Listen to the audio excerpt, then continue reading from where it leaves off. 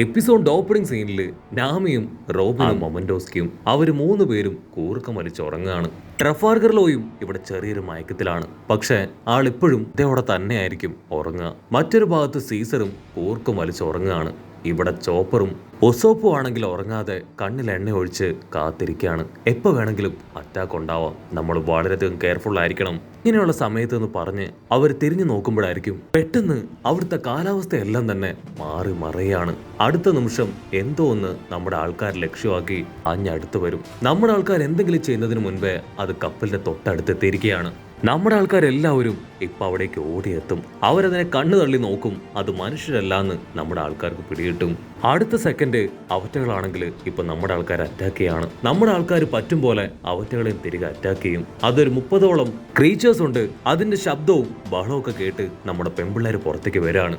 Guys are unbelievable. നിങ്ങൾ രാത്രി ആയാല് മനുഷ്യനെ ഉറങ്ങാൻ സമ്മതിക്കില്ലേ എന്ന് പറഞ്ഞ് നാമി ദേഷ്യപ്പെട്ട് പുറത്തേക്ക് വരും. ഉടനെ ഒരു വിസിൽ സൗണ്ട് അവിടെ മുഴുവൻ മുഴങ്ങാണ്. ആ വിസിൽ സൗണ്ട് കേൾക്കേണ്ട താമസം ആ ക്രീച്ചേഴ്സ് എവിടേക്കോ പോയി മറയും. തൊട്ടു പിന്നാലെ ഇപ്പോ ഒരു അശരീരി അവർ കേൾക്കുകയാണ്. വെൽക്കം ലേഡീസ് ആൻഡ് ജെന്റിൽമാൻ, നിങ്ങൾക്ക് വേണ്ടിയാണ് ഞാൻ കാത്തിരുന്നതെന്ന് പറയും. നമ്മുടെ ആൾക്കാര് ആ ശബ്ദം കേട്ട ഭാഗത്തേക്ക് നോക്കും. അത് ആ കപ്പലിന്റെ ഏറ്റവും മുകളിലായിട്ടാണ്. Trafalgar law ഷോക്കാവും. കാരണം അവർ അത്രയും നേരവും പിടിച്ചു വെച്ചിരുന്ന സ്മോക്കറിന് ആ മുകളിലുണ്ടായിരുന്ന ക്രീച്ചർ അത് അടിച്ചു മാറ്റി ഇപ്പൊ മുകളിലേക്ക് കൊണ്ടുവന്നിരിക്കുകയാണ്. ലൂഫി എന്തെങ്കിലും ചെയ്യാൻ തയ്യാറെടുക്കും. പക്ഷെ അപ്പോഴേക്കും എന്തോ ഒരു പവർ അതങ്ങനെ വമ്പ ഫോഴ്സിൽ വന്ന് ലൂഫിയെ ഇടിച്ച് താഴെ ഇടുകയാണ്. എല്ലാവരും ഷോക്കാവും. കാരണം ഓക്കി പവർ വെച്ചാണ് അവൻ അറ്റാക്ക് ചെയ്തത്. അതുകൊണ്ടാണ് ലൂഫിയുടെ മൂക്കിൽ നിന്ന് ഇപ്പൊ ബ്ലഡ് വന്നത്. ട്രഫാൽഗർ ലോ ക്രിയേറ്റ് ചെയ്ത് അറ്റാക്ക് ചെയ്യാൻ ശ്രമിക്കും. അപ്പോഴേക്കും ആ ചെറിയ ക്രീച്ചേഴ്സ് അവറ്റകള് കടലിൽ വലിയ അലകൾ ക്രിയേറ്റ് ചെയ്ത് കപ്പലിനെ മറിക്കാനായിട്ട് ശ്രമിച്ചുകൊണ്ടിരിക്കുകയാണ്. വലിയ അലകളില് കപ്പൽ അങ്ങനെ ആടി ഒലയും. അപ്പൊ ദൂരത്തായിട്ട് നമ്മുടെ ആൾക്കാർ ഒരു വെളിച്ചം കാണും. അവരത് എന്താണെന്ന് നോക്കും. അതൊരു വലിയ കപ്പലാണ്. നമ്മുടെ ആൾക്കാർക്ക് പിടികിട്ടും അതും ഒരു പൈററ്റ്സ് ടീമാണെന്ന്. അവരിപ്പോ സീസറിനെ കിഡ്നാപ്പ് ചെയ്ത് കഴിഞ്ഞു. ട്രഫാൽഗർ ലോ നിലവിളിച്ചു പറയും, കമോൺ കമോൺ, എത്രയും പെട്ടെന്ന് അവരെ പിടിക്കണം. സീസറിനെ തിരികെ കിട്ടിയേ പറ്റൂ. ഒസോപ്പാണെങ്കിൽ നമ്മുടെ ആൾക്കാരോട് പറയും, നിങ്ങൾ ധൈര്യമായിട്ട് അവരെ അറ്റാക്ക് ചെയ്തോ, കപ്പലിന്റെ കാര്യം അത് ഞാൻ നോക്കിക്കോളാം. അതിന് ട്രഫാൽഗർ ലോ പറയും, ഒരു പക്ഷേ ആ ഡോ ഫ്ലെമിംഗോ അവനിവിടേക്ക് വരാൻ ചാൻസ് ഉണ്ട്. കപ്പലിലേക്ക് വരികയാണെങ്കിൽ നീ വളരെയധികം കെയർഫുൾ ആയിരിക്കണം.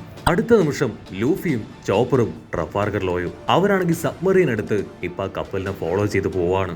ചോപ്പർ പറയും, അത് കടലിനടിയിലുള്ള ഒരുതരം റാബിറ്റ്സ് ആണ്. അവറ്റകളെ മുൻപ് ഞാൻ കണ്ടിട്ടുണ്ട്. അത് കേട്ട് ട്രഫാൽഗർ ലോയ്ക്ക് ഭയങ്കര അതിശയം. ഓഹോ, നീയും അതുപോലെ തന്നെയാണോ ഡെവിൾ ഫ്രൂട്ടിന്റെ പവറിൽ ഇവിടേക്ക് വന്നേ? ആക്ച്വലി നീ ഒരു റെക്കൂൺ അല്ലേ? അതിനവൻ ദേഷ്യപ്പെട്ട് പറയും, ഞാൻ റെക്കൂണൊന്നും അല്ല, ഞാനൊരു റെയിൻഡിയർ ആണ്. നിങ്ങളോട് ഞാൻ ഇത് എത്ര തവണ പറഞ്ഞു, എന്നിട്ടും നിങ്ങൾക്കത് ബോധ്യപ്പെട്ടില്ലേ? ചോപ്പർ പറയും, ആ റാബിറ്റ്സിനെ ഒക്കെ ആരോ കൺട്രോൾ ചെയ്തിട്ടുണ്ട്. ആ കൺട്രോളിലാണ് അവറ്റകൾ നമ്മളെ അറ്റാക്ക് ചെയ്തത്. എന്നെ കൊണ്ട് ഇതുപോലെ ആനിമൽസും ബേർഡ്സും ഒക്കെ സംസാരിക്കുന്നത് കേൾക്കാനും മനസ്സിലാക്കാനും ഒക്കെ പറ്റും. ലോയ്ക്കാണെങ്കിൽ ഏകദേശം കാര്യം പിടികിട്ടും. ഫീഡ് എന്നു പേരുള്ള ഒരുത്തനാണ് ആ റാബിറ്റ്സിനെ എല്ലാം കൺട്രോൾ ചെയ്യുന്നത്. അവൻ ആ ജോക്കറിന്റെ അണ്ടറിലാണോ വർക്ക് ചെയ്യുന്നത് എന്ന് മാത്രമാണ് ലോയുടെ ഇപ്പോഴത്തെ സംശയം. അവരാണെങ്കിൽ അങ്ങനെ ഡിസ്കസ് ചെയ്ത് ഇപ്പൊ പതിയെ ആ കപ്പലിലേക്ക് വരികയാണ്. അവർ ചുറ്റും നോക്കും, ഒന്നും കാണാനില്ല. ഐസായിട്ട് ആ കപ്പലിന്റെ അകത്തേക്ക് കയറാൻ ശ്രമിക്കുമ്പോഴായിരിക്കും ആ റാബിറ്റ്സ് അവറ്റകളെല്ലാം നമ്മുടെ ആൾക്കാരുടെ നേരെ എടുത്ത് ചാടുക. അവറ്റകളുടെ തൊട്ടു പിന്നാലെ ഓക്ടോപ്പസ്, ടർട്ടില്, അങ്ങനെ എല്ലാം തന്നെ നമ്മുടെ ആൾക്കാർ അറ്റാക്ക് ചെയ്യാണ്. നമ്മുടെ ആൾക്കാർ പമ്പൻ എനർജിയും ആക്ഷനും ഒക്കെ ഇട്ട് അവറ്റകളെ എല്ലാം തല്ലി അവിടുന്ന് ഓടിക്കും. ലൂഫി ആദ്യം അറ്റാക്ക് ചെയ്ത ആ ഒരു ടർട്ടില്, അതിന് ഇപ്പോഴായിരിക്കും ലൂഫി ആരാണെന്ന് മനസ്സിലാവുക. അവർ അലപ്പസ്റ്റയിൽ വെച്ച് മുൻപ് കണ്ടിട്ടുണ്ട്. അത് ഓടി വന്ന് ഇപ്പൊ ലൂഫിയെ ഹഗ് ചെയ്യും. ചോപ്പറിനാണെങ്കിൽ കാര്യം മനസ്സിലാവും. അവനിപ്പോ ലൂഫിയോട് അത് പറയും, അലപ്പസ്റ്റയിൽ വെച്ച് നീ രക്ഷിച്ച ടീമാണ് ഇവര്. അതാണെങ്കിൽ നിർത്താതെ അറഞ്ചം പൊറഞ്ചം ലൂഫിക്ക് കുറെ കിസ്സൊക്കെ കൊടുക്കുകയാണ്. അവിടുന്ന് അങ്ങനെ കട്ട് ചെയ്താ ഇപ്പോ നമ്മുടെ സീസറിനെ കാണിക്കും. അവനെ ആണെങ്കിൽ ഒരു സെല്ലിൽ പൂട്ടിയിട്ടിരിക്കുകയാണ്. ഹലോ, ഇവിടെ ആരുമില്ലേ? എന്നെ ഈ സെല്ലിൽ നിന്ന് പുറത്തിറക്ക്. ഞാൻ ഡോ ഫ്ലെമിംഗോയുടെ അസിസ്റ്റന്റ് ആണ്, ഒരു സയന്റിസ്റ്റ് ആണ്. എന്നെ പോലെ ഒരാൾ ഒരിക്കലും നിങ്ങൾ സെല്ലിൽ നിന്ന് വിടാൻ പാടില്ല എന്ന് പറഞ്ഞ് അവൻ ഒച്ച വയ്ക്കും. അപ്പൊ ഇവന്റെ ഒച്ചയൊക്കെ കേട്ട് ആ പൈററ്റ് ലീഡർ, ഒരു തൊപ്പിക്കാരൻ, അവനാണെങ്കിൽ അവന്റെ അടുത്തേക്ക് നടന്നു വരികയാണ്. അവൻ വമ്പ കലിപ്പില് ഇപ്പോ സീസറിന് മേലെ ബെൽറ്റ് വെച്ച് ആഞ്ഞടിക്കും. നിനക്കെത്ര ധൈര്യം ഉണ്ടെങ്കിൽ എന്റെ സെല്ലിൽ വന്ന് നീ ബഹളം വെക്കും? അതിന് സീസർ പറയും, നീ എന്നെ തല്ലിയല്ലേ? നിനക്ക് ഞാൻ ആരാണെന്നറിയോ? എന്റെ പവർ എന്താണെന്നറിയോ? എന്റെ ബോസ് അദ്ദേഹം ഇതറിഞ്ഞ ഉറപ്പായാലും നിന്നെ പണിഷ് ചെയ്യും. അതിനവൻ പറയും, എനിക്കറിയാം. ഡോഫ്ലെമിംഗോയുടെ അസിസ്റ്റന്റ് സയന്റിസ്റ്റ് അല്ലേ, എനിക്ക് നിന്നെക്കുറിച്ച് നന്നായിട്ട് അറിയാം. സീസർ ആണെങ്കിൽ ഷോക്കാവും. സത്യം പറയും, നീ ആരാ? അണ്ടർ വേൾഡുമായിട്ട് നിനക്ക് എന്താ കണക്ഷൻ? ആ ഡോഫ്ലെമിംഗോയുടെ അണ്ടറിൽ വർക്ക് ചെയ്യുന്ന ആളല്ലേ നീ? എന്തിനാ എന്നെ തട്ടിക്കൊണ്ട് ഇവിടേക്ക് വന്നേ? എന്നെ ആർക്ക് കൊടുക്കാനാ? എന്നെ എന്ത് ചെയ്യാനാ നിന്റെ പ്ലാൻ?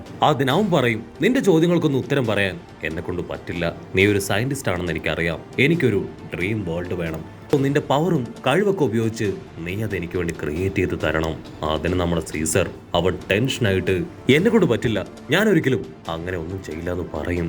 അതിനാ തൊപ്പിക്കാരൻ അവൻ കയ്യില് നിറത്തിൽ എന്തോന്ന് ക്രിയേറ്റ് ചെയ്ത് അവന്റെ കഴുത്തിൽ പിടിക്കാനായിട്ട് അങ്ങനെ അടുക്കാണ്. കട്ട് ചെയ്താ ഇവിടെ നമ്മുടെ ലൂഫി. അവനാണെങ്കിൽ ആ ടർട്ടിലുകളെയും മൊയലുകളെയും എല്ലാം തന്നെ മനസ്സിലാവും. അവരിപ്പോ ഹാപ്പി ആയിട്ട് പരസ്പരം ഷേക്ക് ഹാൻഡ് ഒക്കെ കൊടുക്കുകയാണ്. ഇവിടെ ട്രഫാർഗർ ലോയ്ക്കാണെങ്കിൽ എന്താ നടക്കണമെന്നൊന്നും മനസ്സിലാവില്ല. അവനങ്ങനെ കൺഫ്യൂസ്ഡ് ആയിട്ട് നിൽക്കും. അതിന് ചോപ്പർ നടന്ന എല്ലാ കാര്യങ്ങളും പറയുകയാണ്. ആക്ച്വലി ഞങ്ങൾക്ക് ഇവറ്റകളെ എല്ലാം മുൻപേ അറിയാം. ലൂഫി ഇവരുമായിട്ട് ഒരു കോമ്പറ്റീഷൻ ഉണ്ടായിരുന്നു, അതിൽ ലൂഫി ജയിച്ചു. ഇവരോട് ആരെങ്കിലും മത്സരിച്ച് ജയിക്കുകയാണെങ്കിൽ പിന്നീട് ഇവരെല്ലാവരും അവരുടെ അണ്ടറിൽ ഒരു സ്ലേവിനെ പോലെ വർക്ക് ചെയ്യും. സോ അതാണ് ഈ ഒരു ഫ്രണ്ട്ഷിപ്പിന്റെ കാരണം എന്ന് പറയും.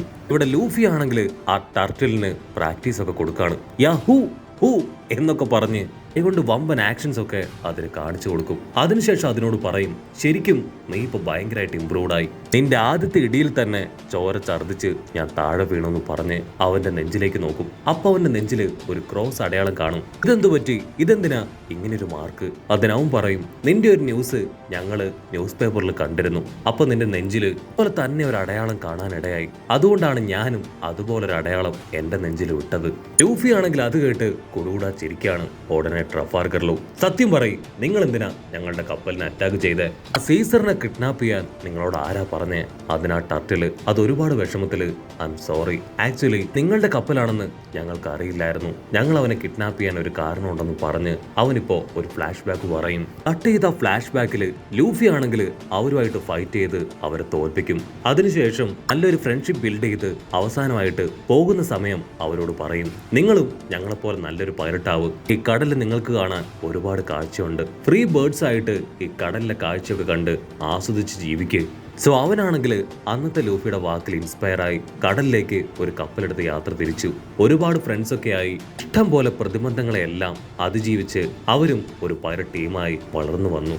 അങ്ങനെ ഒരുപാട് കാലം ട്രാവൽ ചെയ്ത് അവർ ഈ ന്യൂ വേൾഡിലേക്ക് എത്തി. അവിടെ വെച്ച് ആ തൊപ്പിത്തലയൻ പൈലറ്റ് അവനെ കണ്ടപ്പോഴാണ് അവരുടെ വിധി അത് മാറി മറിഞ്ഞത്.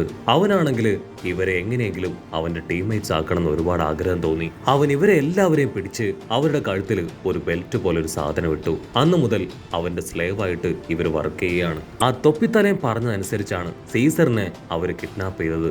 ആക്ച്വലി ഡോഫ്ലെമിംഗോയും ആ തൊപ്പിത്തലേനുമായിട്ട് യാതൊരു ബന്ധവുമില്ല. അങ്ങനെ സ്റ്റോറിയൊക്കെ ആ ടർട്ടിൽ പറയുന്ന കറക്റ്റ് സമയത്ത് ഇപ്പോൾ ഒരു അനൗൺസ്മെന്റ് അവിടേക്ക് വരും. അനൗൺസ്മെന്റിന്റെ തൊട്ട് പിന്നാലെ അവരുടെ കഴുത്തിലിട്ടിരിക്കുന്ന ആ ഒരു ബെൽറ്റ് അത് ബ്ലിങ്ക് ചെയ്യാനായിട്ട് ആരംഭിക്കും. അവരാണെങ്കിൽ ഞൊട്ടിയിടയിൽ ആ തൊപ്പിക്കാരന്റെ അടുത്തേക്ക് പോയി അസംബിൾ ആവുകയാണ്. നിങ്ങൾ എന്തുകൊണ്ട് ഇത്രയും ലേറ്റ് ആയി? ഇനി ഒരു കാരണവശാലും നിങ്ങൾ ലേറ്റ് ആവാൻ പാടില്ല.